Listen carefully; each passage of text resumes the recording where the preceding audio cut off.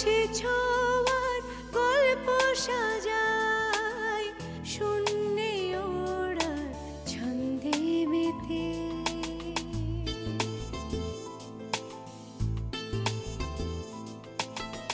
আকাশে যে অসীমের ঠিকানায়, সে যেন শুধু দৃশ্য সাজায়। যত গল্প ধাঁধায় হাত বাড়ালে বুঝি কেউ নেই, আকাশ ছোঁয়ার গল্প সাজায়, শূন্যে ওড়া ছন্দে মেতে।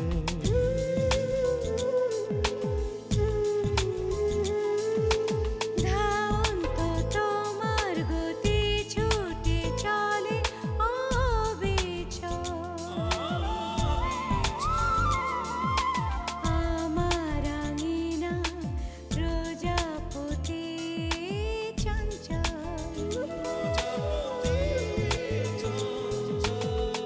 উড়ে উড়ে যায় কত অলি গলি অবিরত, যত গল্প ধাঁধায় মন বাড়ালে বুঝি কেউ নেই।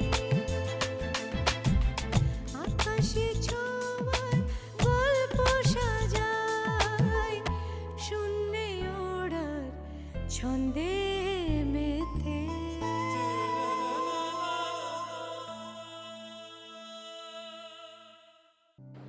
তোমার এই শক্তির কাছে সারেন্ডার করার মতো মেয়ে মৃত্যুর আগ দিন পর্যন্ত রূপা ছিল না, কিন্তু ও তোমার শক্তিটাকে অ্যাকসেপ্ট করেছিল, আমিও। কিন্তু বেলায়েত ভাই, আমারও তো শক্তির প্রয়োজন হয়। আমি এই শক্তি কার কাছ থেকে পাবো? দীপা, তোমাকে এমনভাবে তৈরি করা হয়েছে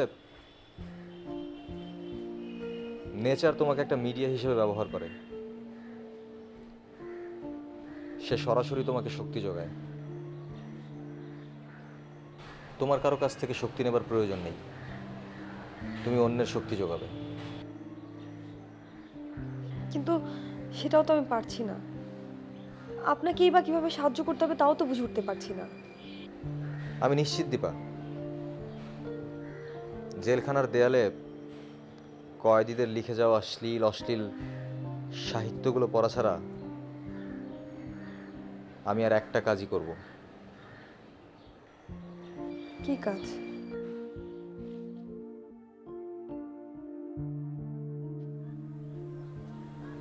তোমারে আমি বাড়ির একটা ভালো দলিল বানাই দিতে পারি।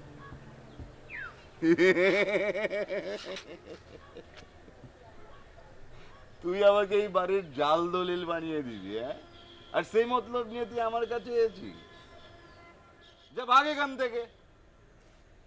তুই কি ভেবেছিস, হ্যাঁ? আমি কি সেই চেষ্টা করিনি?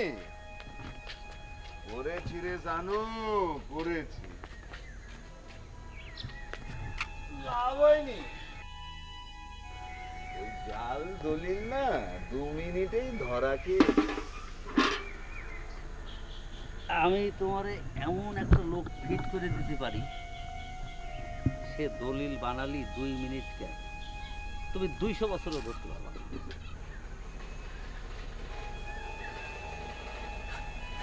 এই জানু, কে রে লোকটা? আছে আছে একজন।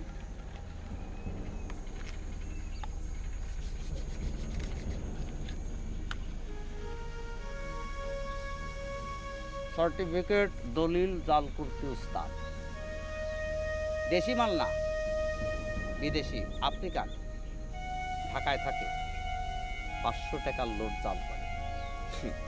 বুঝতে পেরেছি।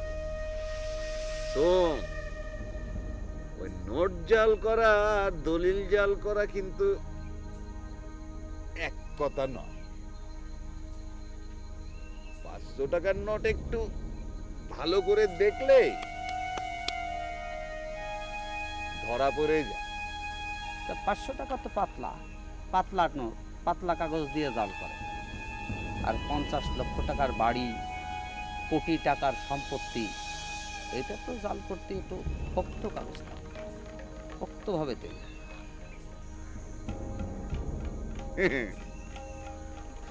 কিন্তু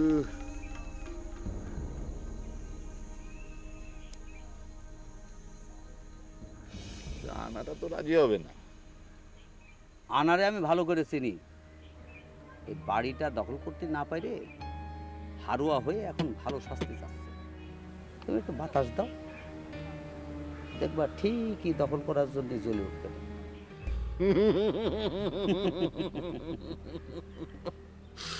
জানিস তো, আমি এর মধ্যে ওকে জ্বলাতে শুরু করে দিয়েছি। এই না হলে তুমি হরদেব।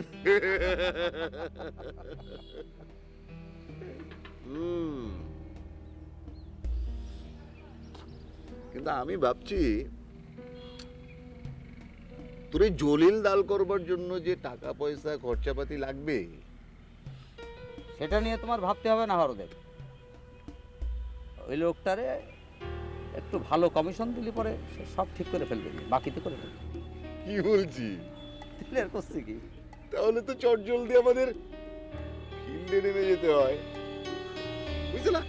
প্রতুলটা মরবার পর থেকে না কেমন জানি আমি একটু নেতিয়ে পড়েছি। সে যাকে, চল তাহলে তাড়াতাড়ি শুরু করে দিই। হরদেব, আমার যে 2-3টা দিন একটু পলায় থাকা লাগে। আরে দূর ও, ওসব নিয়ে তুই এত চিন্তা করছিস কেন? আমি আছি না, এই হরদেব ঘোষাল আছে তো। শোন,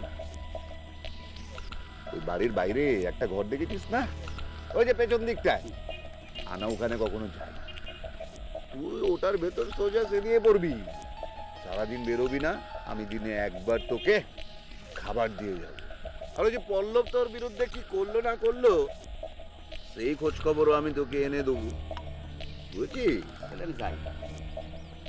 যা, মেলা বকবক হলো, তুই যা, তুই সোজা ওই ঘরটার ভেতর সে দিয়ে পড়গে, যা গিয়ে বিশ্রাম নে।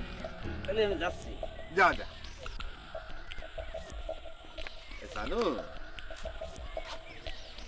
আরে জলটা একটু তুলে দিয়ে যা।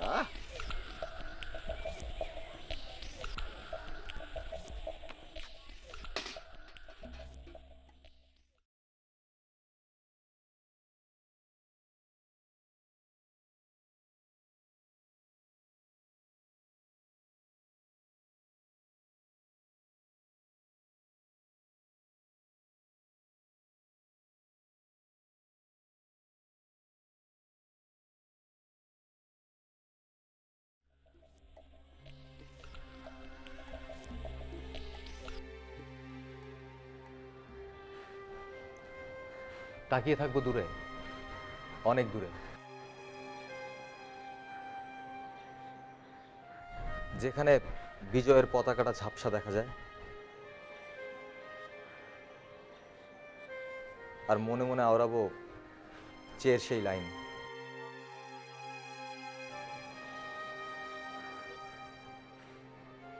আমার পরাজয়ের মানেই নয় যে বিজয় অর্জন করা সম্ভব নয়। আসি দীপা।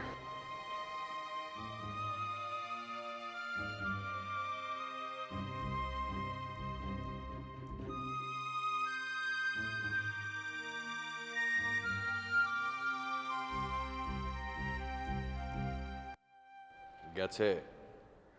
জি দাদা। দাদা এত তাড়াতাড়ি সব কি করে হলো? আহা সম্রাট, তুই বুঝবি না, চুপ থাক। না না, বোঝা ওকে, বোঝা।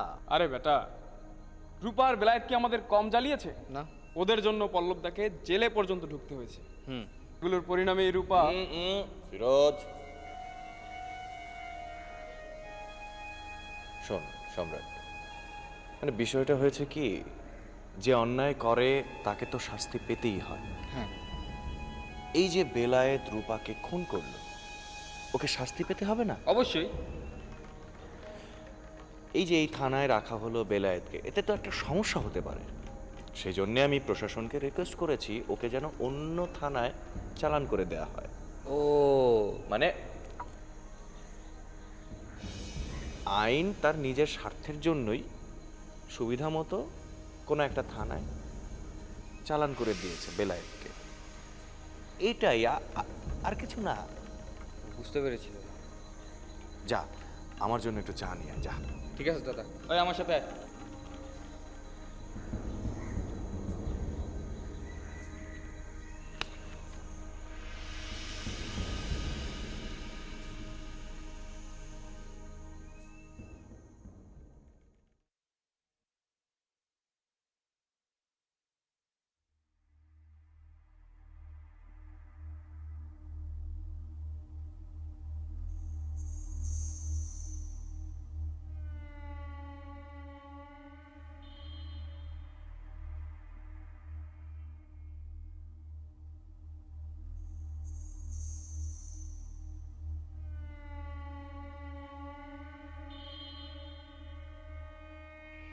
দীপা, না খাও। এটা হঠাৎ বডি, আপনার শরীরটা অনেক দুর্বল হয়ে পড়েছে, এটা আপনি খান। দুর্বল হয়ে পড়েছি আমি। আমি আসলে অনেক দুর্বল হয়ে পড়েছি দীপা। না না না, ভুল বলছি। আমি একেবারে মাটিতে মিশে গেছি।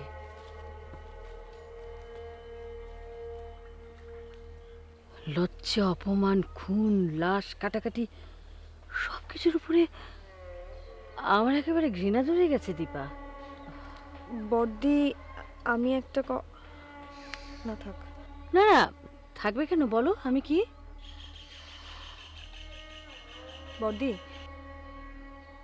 ওরা আপনার বা আমাদের কথা কেনই বা শুনবে বলুন?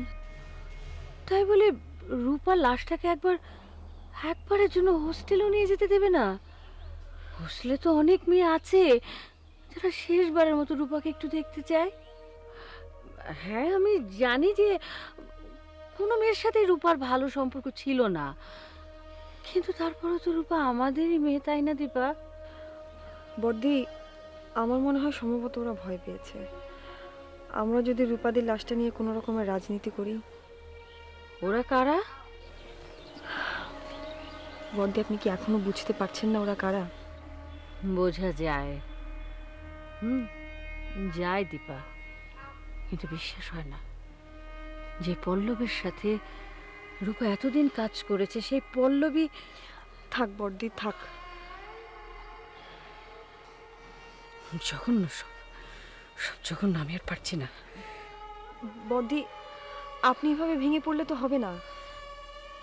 দীপা, শিক্ষক হিসেবে আমি তোমাদের অনেক কিছু বলেছি, অনেক বিষয় বকাও দিয়েছি, কিন্তু এখন একটা রিকোয়েস্ট করবো, তুমি রাখবে? বলুন।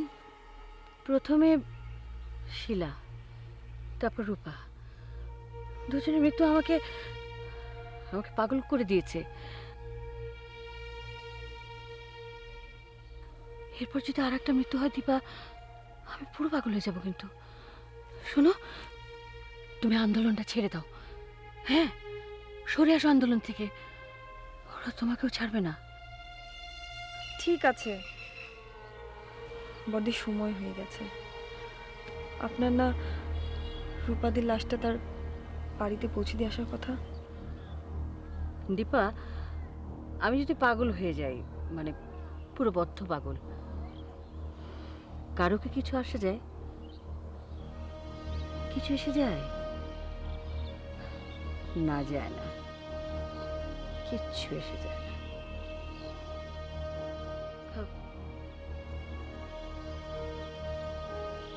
খাও।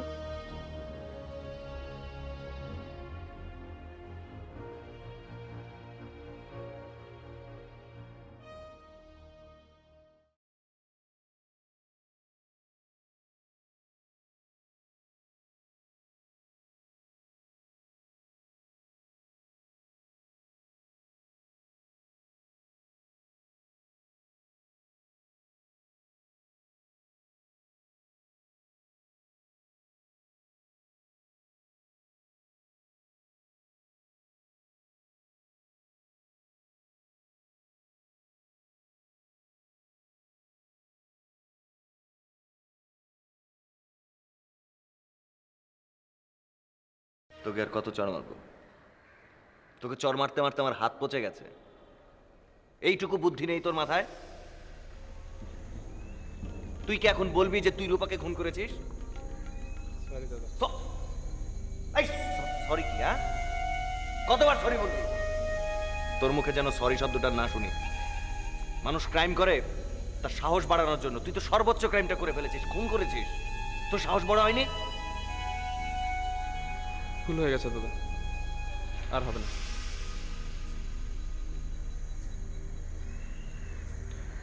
রূপার লাশটা ময়না তদন্তের রিপোর্টটা করে ফেলা উচিত।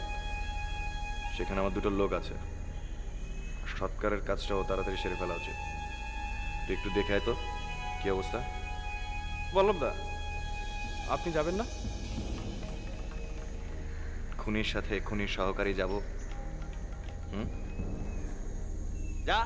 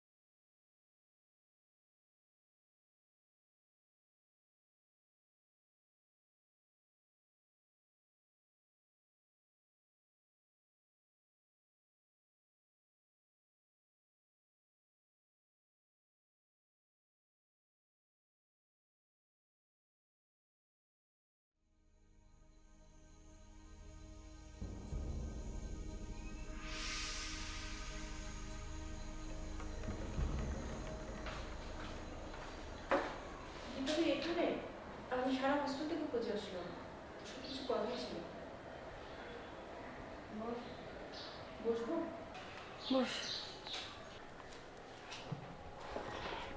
দীপা, আমি চলে যাচ্ছি রে। চলে যাচ্ছিস? কোথায়? বাবা আমাকে আর এই কলেজে পড়াবেন না, আমাকে নিয়ে যাচ্ছেন। নিয়ে যাচ্ছেন? বলিস কি? কালই নিয়ে যেত, কিন্তু ট্রেনে সিট পাইনি বলে। তুই কিছু বুঝিয়ে বলিসনি? যতটুকু সম্ভব বুঝিয়েছি। যতটুকু সম্ভব ছিল?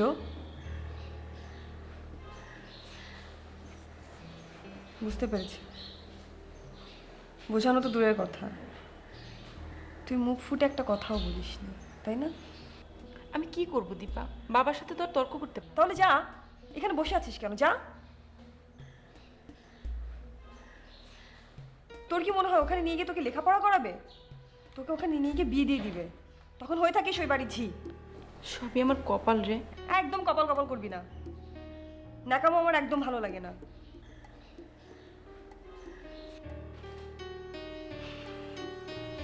শোন, কিছু মানুষ আছে যারা নিজের হাতে কপাল গড়তে জানে, আর কিছু মানুষ আছে যারা ধ্বংস করে। তুই তাই করছিস, তুই মর। তুই মনে হয় আমার উপর অনেক রাগ করে আছিস। আমি কার উপর রাগ করিনি, আমার নিজের উপর অনেক রাগ হচ্ছে।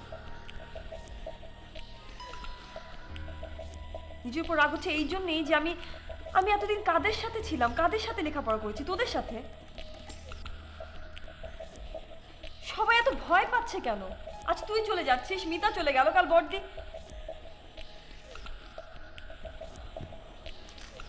বর্দিও কিছু না বলে হোস্টেল ছেড়ে চলে গেল। তোকে আর বিরক্ত না করি, হয় বড় ছোঁয়া ছেড়ে। আমার মতো ভিতুমি তোর কাছে থাকলে তুই হয়তো ভয় পাবি। আমি ভয় পাচ্ছি এটা ঠিক আছে, কিন্তু তোকে ভয় পানোটা হয়তো আমার ঠিক হবে না।